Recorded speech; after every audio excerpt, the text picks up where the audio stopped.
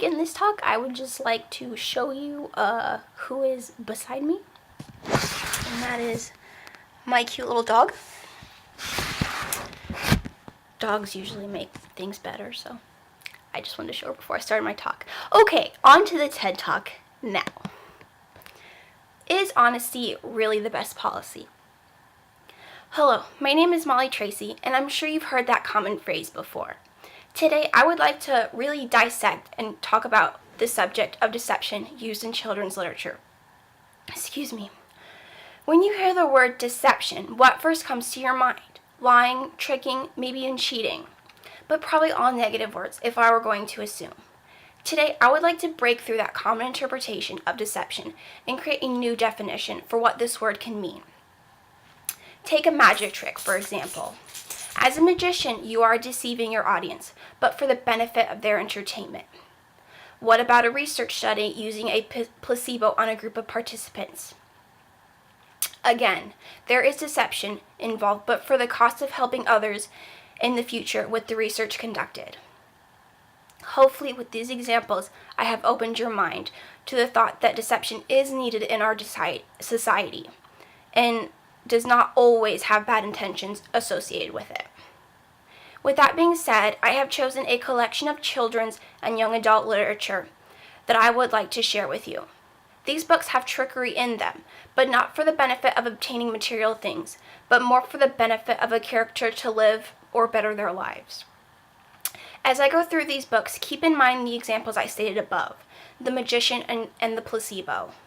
If you ever get confused on what is considered good deception versus bad, hopefully these scenarios will keep you on the right track. The first book I would like to discuss is a book titled Unspoken, written and illustrated by Henry Cole. Unspoken is a symbolic, wordless picture book. The symbolism lies in the fact that the little girl cannot say a word to anyone regarding the fact of finding a runaway slave in the family's cornfields.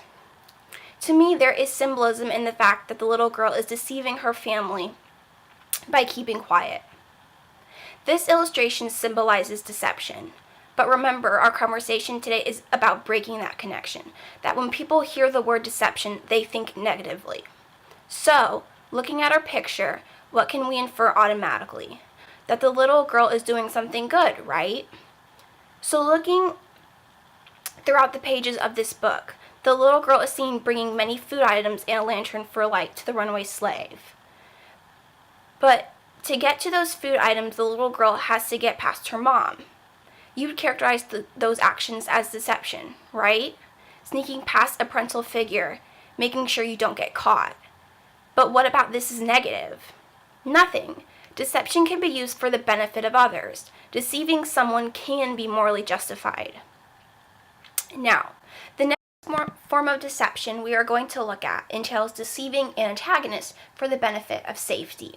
For my collection, I have two books that fit this description, and they are The Secret Setter, which is written by Doreen Rapport, I apologize, I don't know how to pronounce their names, and illustrated by Emily Macaulay, and Hidden, authored by Lorik de Villard and Greg Saliceto, and illustrated by Mark Lozano. Okay, I apologize, I don't know how to pronounce their names. This picture book is told through a young Jewish boy's perspective, Jacques, as the Holocaust rages on, and vividly portrays the fears that were prevalent among Jews at the time. To protect his well-being, Jacques and his family pretend to be Catholic. The other children's books that fit this form of deception is Hidden. This graphic novel shares the story of Duenya, a little Jewish girl who had to go into hiding and spin a web of lies to be able to stay alive. Now, stop thinking about these books for a moment and think about your own life. What if an authority figure came up to you and asked if you were doing something illegal? Would you lie and say no? Or would you tell the truth and potentially get in trouble? So, while thinking about your answer to the question, I'm going to show you a research article I came across from the Journal of Intercultural Communication. Here on the screen is a great quote from the researcher Tim Levine. He says, "If we lie if honesty won't work. which I think is a great addition to this conversation, because honesty in Jacques' case would get him and his family turned into the concentration camps, as well as Duenya and her new mama. Now, if you turn your attention toward the screen again and look at the left-hand side of the circular graph, there is a black bar labeling two sections called "To Protect Yourself." Within one of those sections, there is a section labeled "Avoidance" at 14%. So most people lie, but why is the underlying question. For Jacques and his family, I believe lying was the only way to keep him and his family safe. Duenya had to change her name to Simone to draw less suspicion, as well as pretending her neighbor was her actual mother. Making up and acting out these lies were not done for a malicious intent. Quite the opposite, actually. The act of deceiving in these instances actually saved their own lives and was absolutely justified.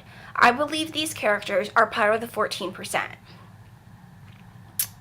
For our next form of deception, I would like to discuss a book titled Feathers and Fools, written by Meme Fox and illustrated by Nicholas Wilton. This children's book, I feel, is very dark. The peacocks and swans in the book are used as a substitution for soldiers in war. This book depicts elements of self-deception as portrayed by both the peacocks and swans. Self-deception is basically the act of hiding the truth from your own self.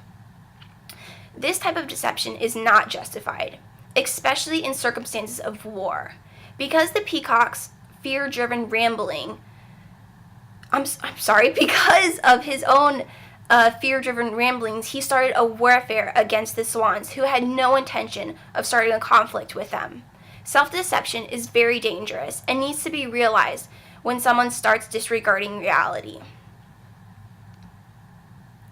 Now, for my final book, I would like to discuss a book that has been topping charts, well, banned charts that is, all across American libraries, Captain Underpants. This epic novel is written and illustrated by Dave Pilecki. In his latest novel, we find Harold and George in trouble as they find out that Mr. Meaner is turning the whole town into obedient robot-like children with his new Rideau Kid 2000 stink spray.